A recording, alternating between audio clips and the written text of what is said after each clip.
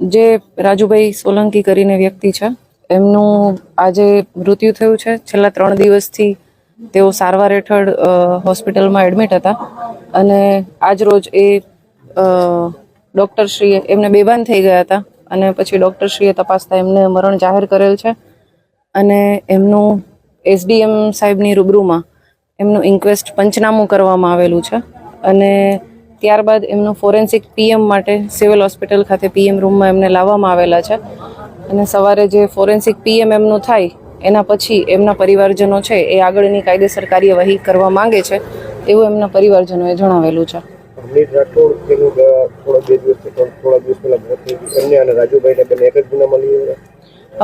જે 14/4 જે બનાવ બનેલો હતો એમાં આ જે રાજુભાઈ છે એમના અટકાયતી પગલાં લેવામાં આવેલા હતા. ત્યારબાદ બીજા દિવસે એમને જામીન પર પણ છોડવામાં આવેલા છે અને ત્યારબાદ રાજુભાઈની ક્યારેય કોઈ સમસ્યા થયેલ નથી અને 2 કે 3 દિવસ પહેલાં એમની તબિયત ખરાબ થતાં એમને હોસ્પિટલમાં એડમિટ કરવામાં આવ્યા હતા અને આજરોજ એમનું મૃત્યુ થયેલું છે.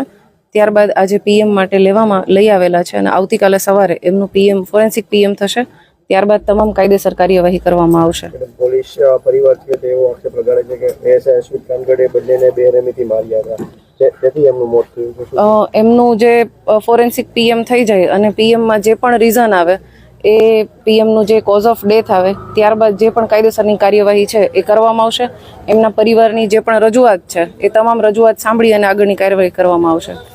જે રાજુભાઈ સોલંકી કરીને વ્યક્તિ છે એમનું આજે મૃત્યુ થયું છે. છેલ્લા 3 દિવસથી તેઓ સારવાર હેઠળ હોસ્પિટલમાં એડમિટ હતા અને આજ રોજ એ ડૉક્ટરશ્રીએ એમને બેભાન થઈ ગયા હતા અને પછી ડૉક્ટરશ્રીએ તપાસતા એમને મરણ જાહેર કરેલ છે અને એમનું એસડીએમ સાહેબની રૂબરૂમાં એમનું ઇન્ક્વેસ્ટ પંચનામું કરવામાં આવેલું છે અને ત્યારબાદ એમનું ફોરેન્સિક પીએમ માટે સિવિલ હોસ્પિટલ ખાતે પીએમ રૂમમાં એમને લાવવામાં આવેલા છે અને સવારે જે ફોરેન્સિક પીએમ એમનું થાય એના પછી એમના પરિવારજનો છે એ આગળની કાયદેસર કાર્યવાહી કરવા માંગે છે એવું એમના પરિવારજનોએ જણાવેલું છે.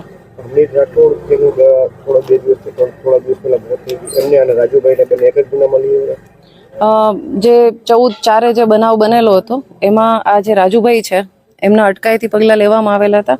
ત્યારબાદ બીજા દિવસે એમને જામીન પર પણ છોડવામાં આવેલા છે અને ત્યારબાદ રાજુભાઈની ક્યારેય કોઈ સમસ્યા થયેલ નથી અને 2 કે 3 દિવસ પહેલાં એમની તબિયત ખરાબ થતાં એમને હોસ્પિટલમાં એડમિટ કરવામાં આવ્યા હતા અને આજરોજ એમનું મૃત્યુ થયેલું છે.